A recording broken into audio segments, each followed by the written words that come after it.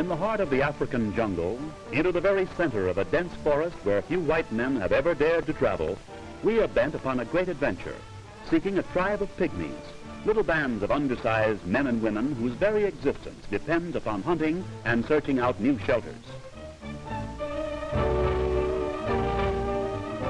The entire region swarms with pop adders, the most treacherous and the deadliest of African reptiles. The intense heat and the moisture combine to form a mist or haze. There is a strange, indescribable fascination to this most primitive scene, and especially to the giant heather. In England, it grows to a height of 4 feet. Here, it often rises to the height of 40 feet. After many days and nights of uncertain and dangerous travel, we come upon those strange and ever-restless little nomads, Africa's pygmies. They have had a good day of hunting, and we find them feasting on raw elephant meat. The carving, always an important ceremony, is done by the chief, who is always especially conscious of this great honor.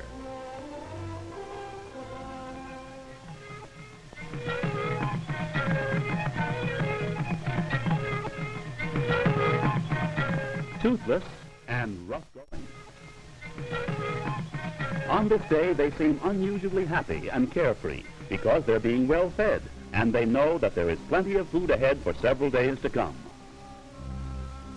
We soon learn that the pygmies are planning to build a bridge to span a river infested with crocodiles.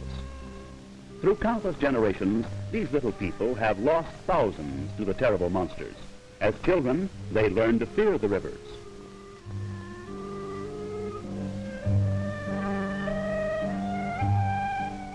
To build their bridge, the pygmies must accumulate tons of material. Vines must be knotted together to make them long enough to span the river. Their task is before them, and they're about to begin. We will soon see a most amazing example of primitive engineering. The tallest tree overhanging the stream is selected. It's 150 feet high, and to its top they laboriously climb. Later, they'll construct a crude ladder of vines.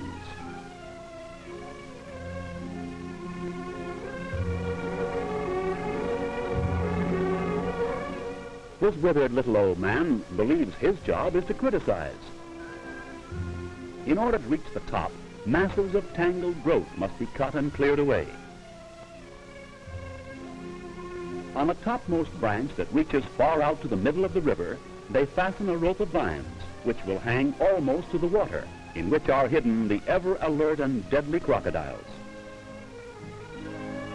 I tell you it won't work. Why don't you listen to me? Now, at the lower end of the vine, 2 loops are made to form a sort of a saddle, into which a man can fasten his legs. The pygmy who is to be the first to cross the river and carry the vine to its opposite side must have great courage, as his fellow tribesmen are preparing to literally hurl him into the trees on the far side. As we watch these little men work, we begin to realize both the size and the peril of their undertaking. We realize that despite their small size, their determination is great.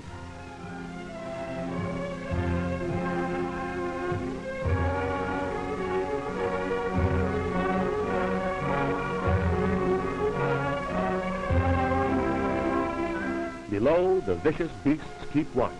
Should the vine break, should something go wrong, these creatures, fast as a greyhound, would soon satisfy their carnivorous craving. Now the vine is drawn high.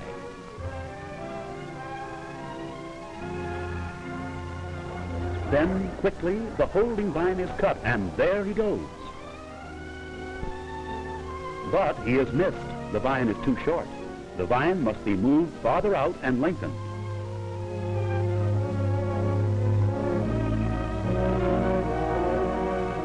I told you it wouldn't work. Now listen to me. Again, he is pulled up high so that his swing will be greater. Truly a daring effort.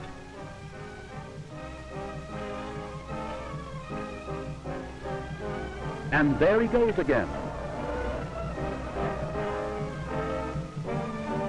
Again, failure. The vine is still too short.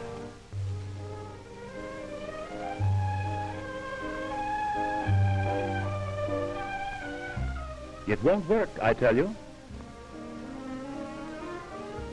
On the third attempt, he will carry a hooked stick to increase his reach and afford a better chance to catch hold of a vine or branch on the other side. This time he is really going up.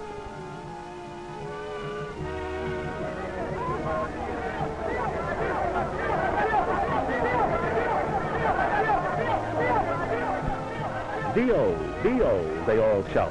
In pygmy language, this means higher, higher. Now the vine is almost horizontal, and watch.